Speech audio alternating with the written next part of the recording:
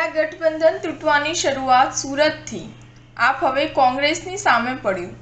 લોકસભાની સુરત બેઠકના ઉમેદવાર નિલેશ કુંભાણીની ઉમેદવારીમાં ખોટી સહી કરનાર કે સહી કરી હોવાનું ખોટું સોગંદનામું કરનાર સામે ફોજદારી કાર્યવાહી કરવા આમ આદમી પાર્ટીએ ચૂંટણી અધિકારીને રજૂઆત કરી છે। આપના શહેર પ્રમુખ રજનીકાંત વાઘાણીએ જણાવ્યું કે સુરત સંસદીય મત વિસ્તારના મતદારોને મતદાનનો બંધારણીય અધિકાર છે। લોકશાહીના ખરા મૂલ્યોનું પતન થાય તેવું ગુનાહિત કૃત્ય ઉમેદવાર કે ટેકેદારને અધિકાર નથી। નિલેશ કુંભાણીની ઉમેદવારી અમાન્ય ઠરાવાયાના કેસમાં બે વિકલ્પો સામે આવે છે, જેમાં કુંભાણીના ફોર્મમાં થયેલી દરખાસ્ત કરનારની સહી ખોટી છે કે દરખાસ્ત કરનારાઓએ પોતાની સહી નથી તેવું ખોટું સોગંદનામું કરીને લોકશાહીની મસ્કરી કરી છે। કુંભાણીના ફોર્મમાં કે સોગંદનામામાં ખોટી સહી થઈ છે તેવું આપે સ્વીકાર્યું છે અને તેનું ફોર્મ અમાન્ય કર્યું છે।